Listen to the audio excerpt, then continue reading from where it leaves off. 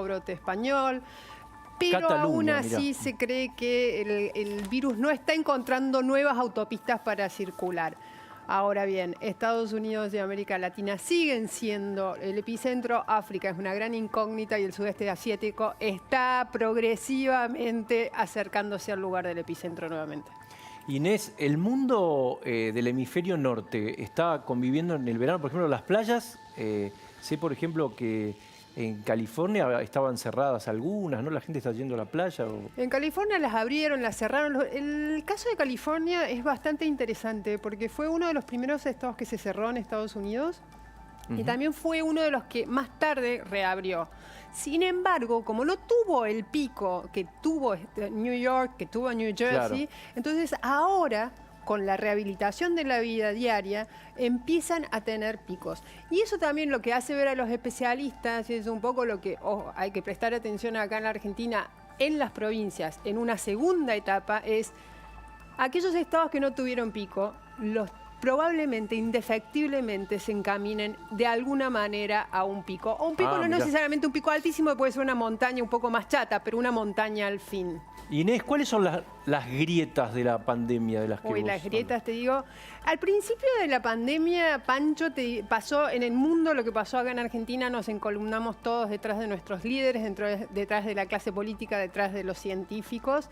Y progresivamente ese alineamiento se fue diluyendo. Y las grietas, que son muchas y están en todos los países, porque nosotros acá en Argentina creemos que somos los más polarizados, los más fracturados, están hoy en gran parte de los países del mundo, son muchas. Recién vos hablabas de acuerdos sociales y personajes y actores políticos que se sientan en la misma mesa o deciden no hacerlo. En esta pandemia tenés en la gran mayoría de los países exactamente ese escenario. Y Brasil es el ejemplo máxime. Claro. Estados Unidos, un poquito menos que Brasil, pero está en ese camino. Tenés Filipinas, tenés otros países donde sucede exactamente lo mismo. La división reina y eso influye en la trayectoria de la pandemia. Ahora bien... O sea, influye para mal, digamos. Hace que las cosas para no mal. Hay politólogos que dicen que no determinan el resultado, los malos o erráticos liderazgos no determinan el resultado, pero sí influyen en la trayectoria. Por ejemplo... Y hoy te lo ponen como ejemplo a Netanyahu. Hace 2 meses no era ejemplo de Netanyahu porque Israel era el ejemplo de una buena gestión. Y en ese momento la popularidad de Netanyahu estaba bien arriba. Súper divisivo. Netanyahu siempre fue un premier muy polémico, muy poderoso y muy polémico.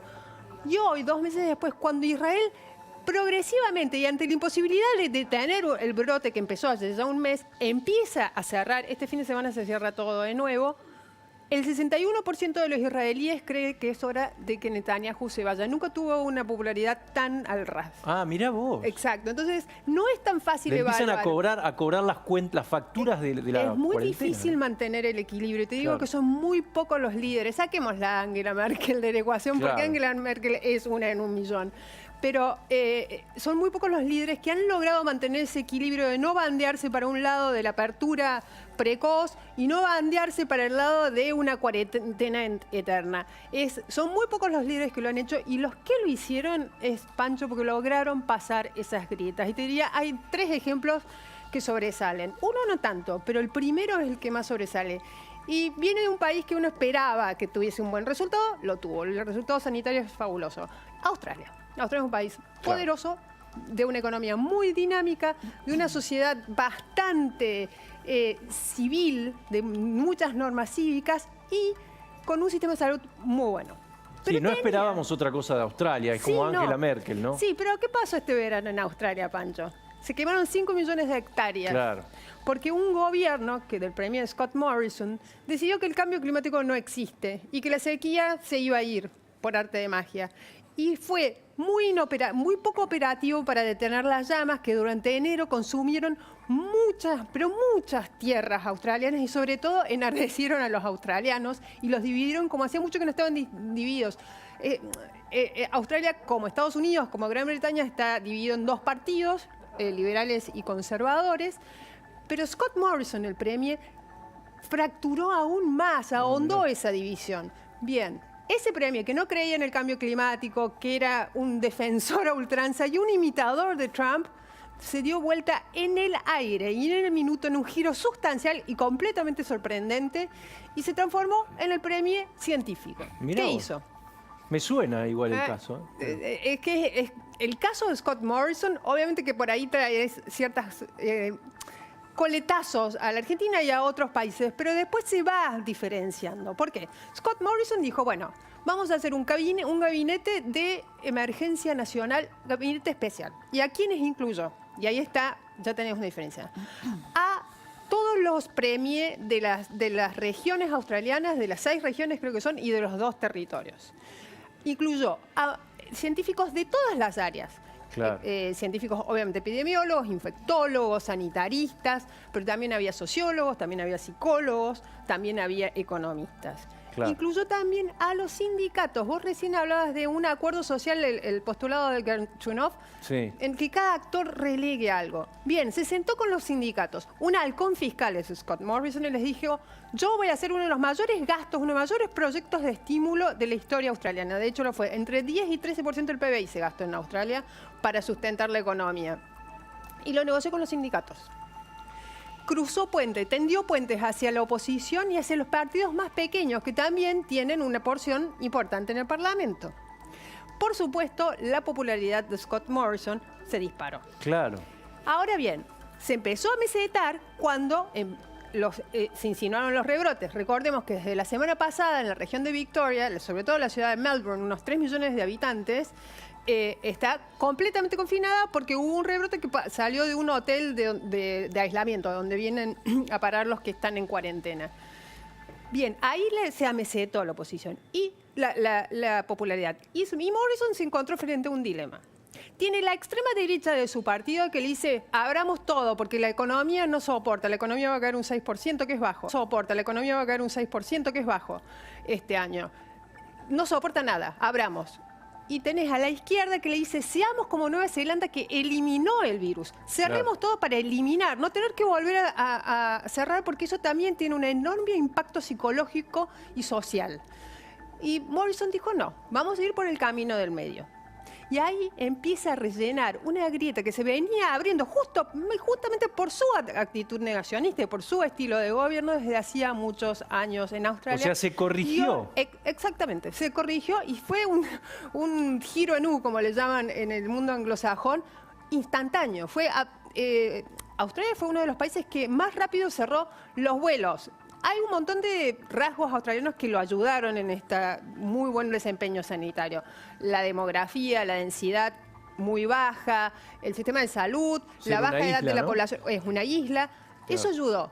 Pero la decisión política de tender puentes, de construir una red que fuese todos los australianos, y ahí los pocos sondeos globales que se hicieron sobre actitudes respecto del distanciamiento social y de las cuarentenas y del impacto económico, los australianos son los que mayor cohesión mostraron en su apoyo con el distanciamiento, con las medidas oficiales. Y ahí tenés el claro ejemplo de un premio que se da cuenta que la situación exige precisamente lo que vos postulabas al principio, un acuerdo social. Un acuerdo grande, una mesa. Inés, ¿quién es este es el que vos decías, el redimido anticiencia? Este es el redimido, era un negacionista científico y hoy te diré que es... O sea, cada aparición de Scott Morrison la hacía todas con Brian Murphy, que sería su Ginés González García, su Chief Medical Officer, su jefe médico, refutando todas las apareciendo con él al lado, claro, sosteniendo lo que él en términos políticos y económicos hablaba, el Chief Medical Officer lo refrendaba con la visión sanitarista de la medida que se estaba por tomar. También tenés otro ejemplo en el mundo desarrollado que te diría, vos a simple vista la ves y decís, no, este tipo ya tendió puentes. Y fíjate vos que no. Vamos a ir a Canadá. Justin Trudeau es uno de los líderes más admirados en el mundo, muy joven, muy progresista, tiene un gran set de fans en cada país del mundo. Ahora, el año pasado, en las elecciones de octubre de 2019, llegó con lo justo. De hecho, formó un gobierno de minoría, no de mayoría. ¿Por qué? Porque venía siendo un personaje muy divisivo, rodeado de escándalos, 2 o 3 escándalos que hicieron colapsar su popularidad. Y a partir de eso, Trudeau ganó pero con un gobierno de minoría, que hace muy difícil gobernar, administrar un país, además de las dimensiones territoriales de Canadá y, ojo, de las particiones políticas que suele tener Canadá. No son las norteamericanas, de ninguna manera son las norteamericanas. Está mucho más atomizado. No, porque también tienen 4 partidos fundamentales. Okay. Los liberales, que es Trudeau, los conservadores, es la división de siempre, y tienen un nuevo partido que es el de la Nueva Democracia, y tienen un partido muy pequeño que es el bloque quebecois, que sirve siempre como es la válvula de poder que determina el poder ante gobiernos de minorías. Bien, en ese espectro, los escándalos lo convirtieron a Trudeau en un personaje mucho más polémico de lo que hacia adentro de Canadá de lo que es hacia afuera de Canadá. Pero Trudeau tuvo suerte, y la suerte es el vecindario. ¿Por qué? Porque los números sanitarios de Canadá no son excepcionales. Tuvieron un poquito menos de contagiados que tenemos nosotros, 109.000 al día de hoy. Nosotros tenemos creo que 114.000, pero tuvieron 8.000 muertos, cerca de 9.000, perdón. Claro. Que hace una tasa de mortalidad de 8%, la nuestra es de 1,8%. Son malas las cifras. Incluso para el mundo, para ciertos países desarrollados, Alemania tiene mejores cifras. Pero no, tienen Estados Unidos. Claro, lo comparan Tiene con... 3 millones de contagiados, casi 100.000 muertos. Entonces, el contraste le ayudó a los canadienses y sobre todo a Trudeau a partir